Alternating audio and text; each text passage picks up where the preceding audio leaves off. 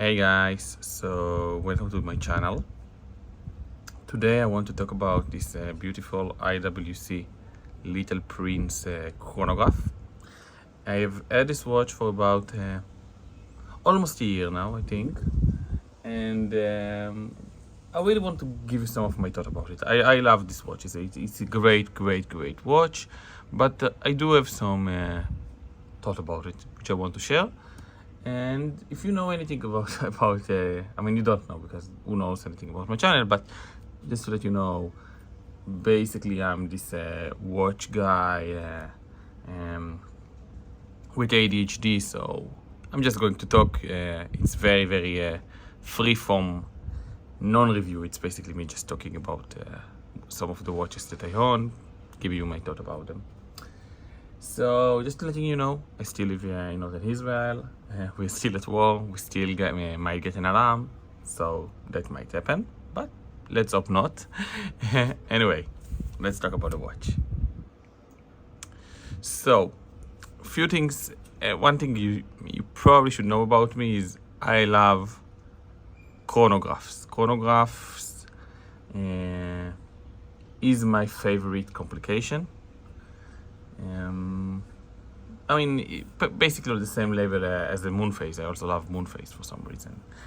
Chronograph is like the sport version of the complication that I like, and the moon phase is like the dressiest version that I like. I never owned a moon phase. Hopefully one day I will own one.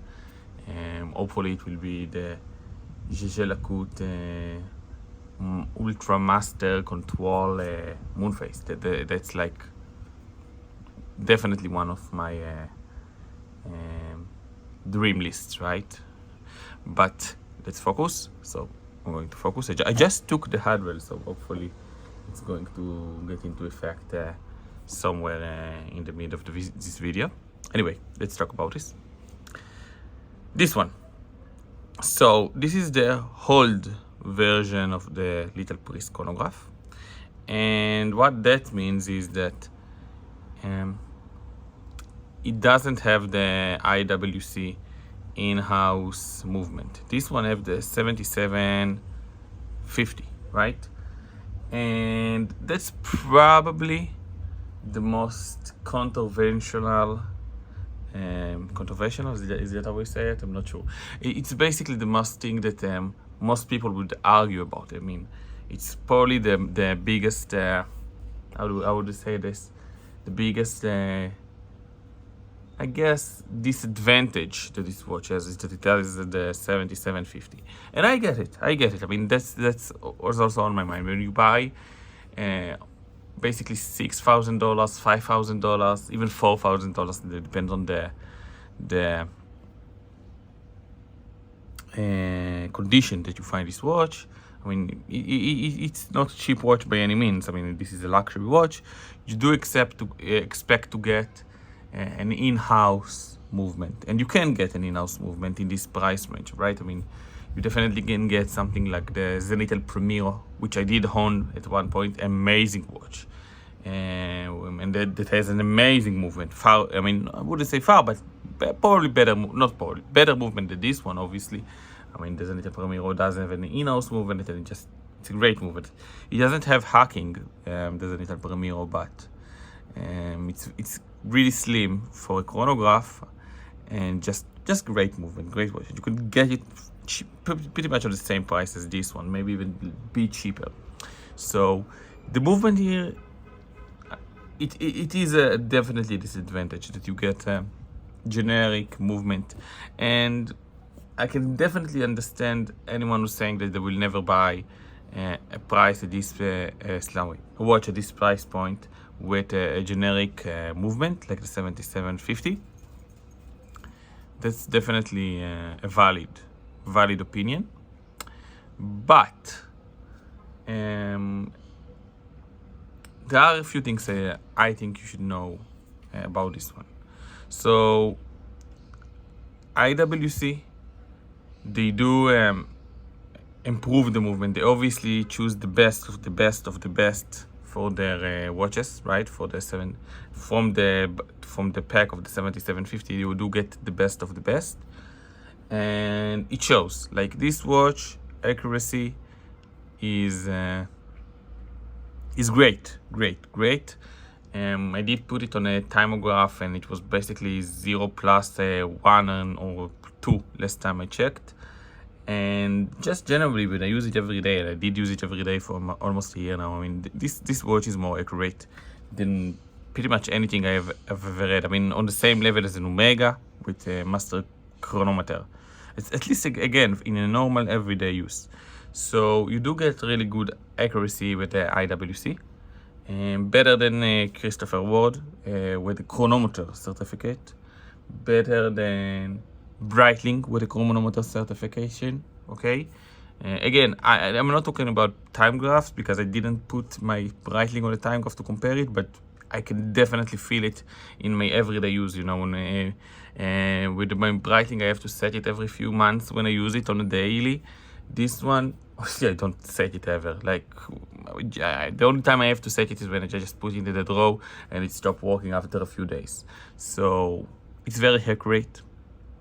And that's a good thing. Also, IWC put the movement, I believe, inside of an anti-magnetic cage, like the Rolex Milgauss. So they do give it a great anti-magnetic property in the traditional ways, right? Not using silicone springs or whatever. Not that I have anything bad about it, but that's kind of cool.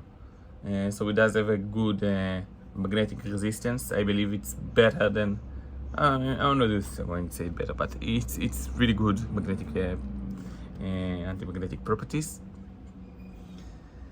which I don't think anyone is doing with the 7750. So that's something that IWC does. So basically, you do get a really good movement. The 7750 also, I mean, yes, it's generic, but anyone will tell you that it's great movement overall. I mean, it's very reliable, very serviceable.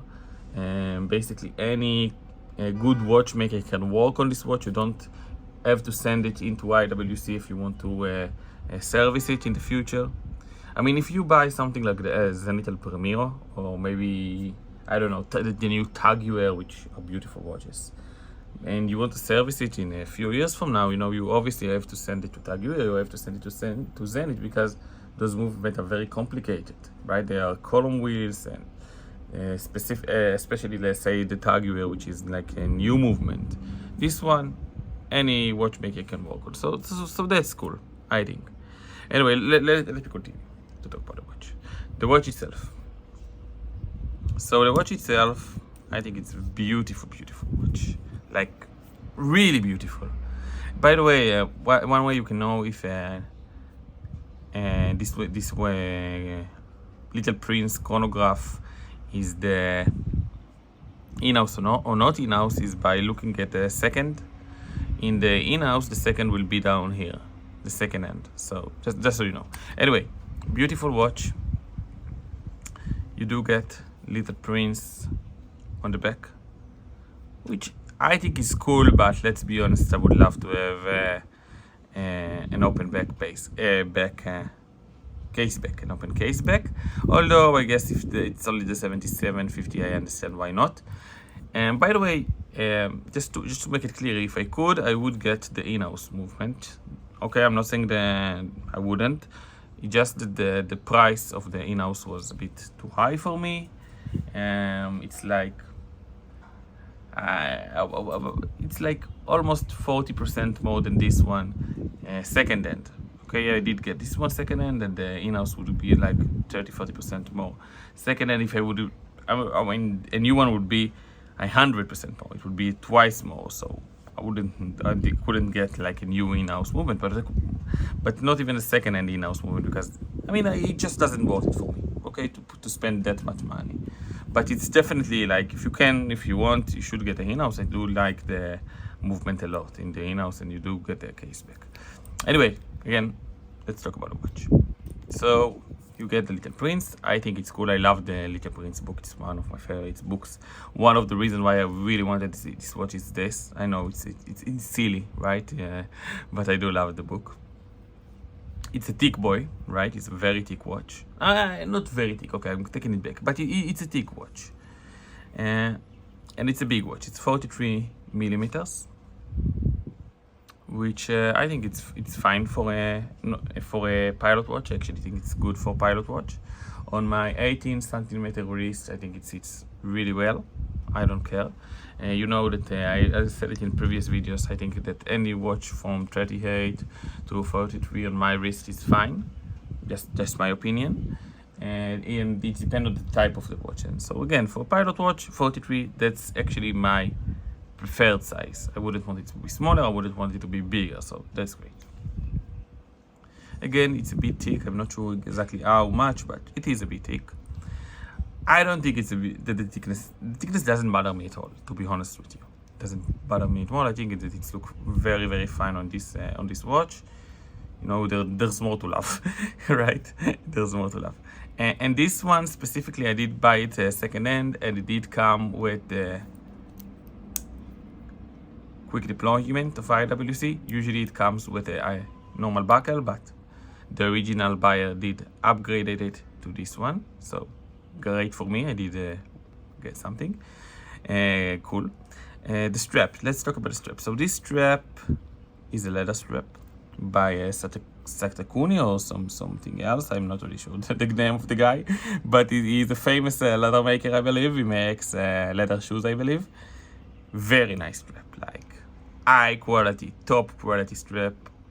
I could get this watch to add a bit more money and get the, how do you say, bracelet, which is amazing, but at the time I just thought it would look much better on the leather strap, so I just got it with the leather strap. Didn't want to spend money on the bracelet. That was a mistake. I should have gotten the bracelet as well. Sorry, that was a mistake. Always get a watch with a bracelet if you can. I don't know why I did it. Guess I was stupid at the time. Don't be stupid like me. But again, it's not because this strap is bad by any means. It's one of the best straps I ever had. But if you can get a watch with a bracelet, you should. Okay, because when you want to sell it, and just generally getting the bracelet afterwards, it's very hard and it's gonna cost you a lot more money. So if you can get the bracelet at the time when you buy the watch, you should get it. Anyway, let's continue to talk about the watch. Guys, the blue here, in my humble opinion, is one of the best. I'm trying to think. You know, I used to have the Santos with the blue dial. I used to have the Omega, the Seamaster Pro with the blue dial, and I have the Breitling with the blue dial, and I also have some Christopher Ward with the blue dial. My humble opinion, this is the most beautiful blue dial I've ever seen. Like, I mean, this is just beautiful. I don't know if the camera for my iPhone can really get it, but it's so beautiful. It's so beautiful. I mean, the dial here, everything about it, everything about this dial, it's amazing. The color is amazing. The sub-dials, right? The chronograph sub-dials, I mean, they are a bit darker blue. Hopefully you can see it in the camera. It's just so beautiful. The typography, right? This typography, this is iconic typography, right? Like, if you know anything about watches, you know that this is an IWC. This is an IWC pilot watch, right? I mean, you just from the typography, it's so iconic. It's like the Rolex sub. It has this iconic appeal to it, and it's just beautiful, beautiful, beautiful, beautiful, beautiful. Honestly, I have nothing bad to say about this. I mean, not just nothing bad. I mean, it's a beautiful watch. Period. I mean, look at it. Look at it. And I also love the red, right? I think that the red on the sub dial is beautiful. I think it said a lot.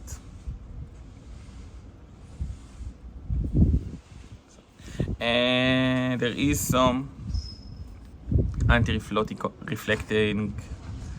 coating, which I think is cool. I like it.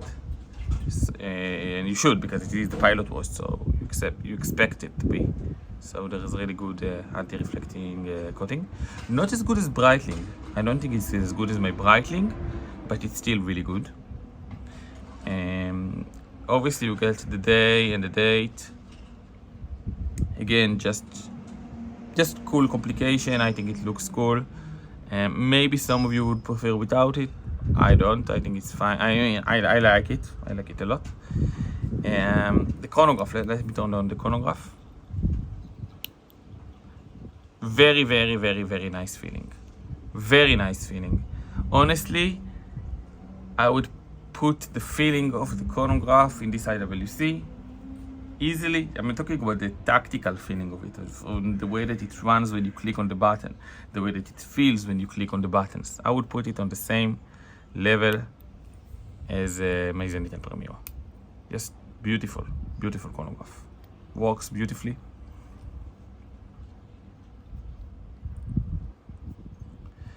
It is very comfortable to wear. Surprisingly, maybe for a big watch, but again, I do have it on the leather bracelet, so it's relatively light, right? I mean, not a strap, not a bracelet, so it's relatively light. Obviously, the head of the watch is not light at all. I mean, it's a pretty heavy watch, but I don't know, it's comfortable. And I do have a problem with uncomfortable watches. Like, I don't like when the watch is uncomfortable, and I don't like things that are uncomfortable. Like, I'm very sensitive, right? ADD and everything. So if something is uncomfortable, I don't like it. Let's talk a bit about the design of the case. So it's very, I would say, I don't really know, like luxury utilitarian. I mean, if that makes sense, right? I mean, you get this, I think it's called Saturn finish, right? Matte finish on the sides, and some very, very, very high polish, very small high polish right here. And I think it looks really nice, like really nice. I don't know if you can see all those place with light, whatever you want to say, but very nice. Just what you expect from a pilot watch. I think it's an iconic pilot watch. I mean, this is like the, you know, if the Submariner is the D diving watch, this is the pilot watch, right? In my opinion about it. Beautiful watch. The strap is very, very comfortable. Probably one of the best leather strap I've ever had. Sorry for touching the camera there. Very nice. And again, just iconic strap, you know, like this beautiful brown, and the buckle, the hand of the strap is on the outside, and it gives this like contrasting light brown to the dark brown, going beautifully with the blue. I love it. I think it looks great.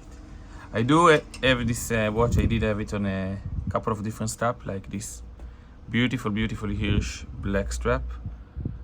Okay, it does give it more dressy look, right? I mean, it will never be a dress watch, obviously. This is a pilot watch, but it does give it a bit more classic, dressy look.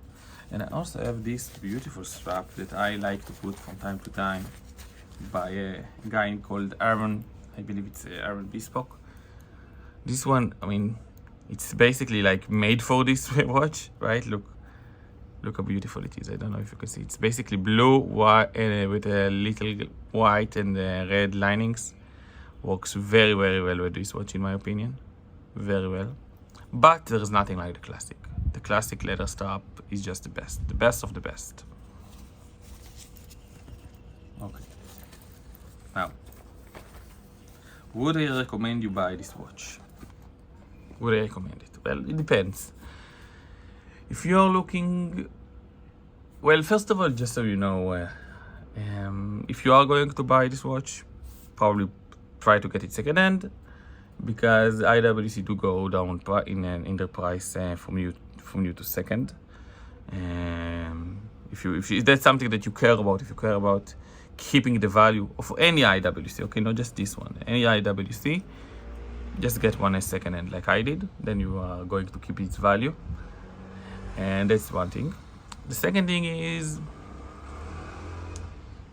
it's very hard to say if this is like a good watch to buy, because, well, let's be honest, because of the movement, you can get quote unquote better watches for the same price, right?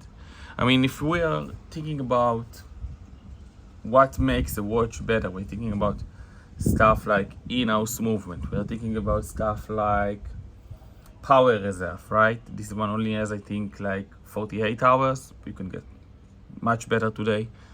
And if you think about those kind of stuff, you can get better deals. You can get better watches. You can get something like, again, the little Premiero.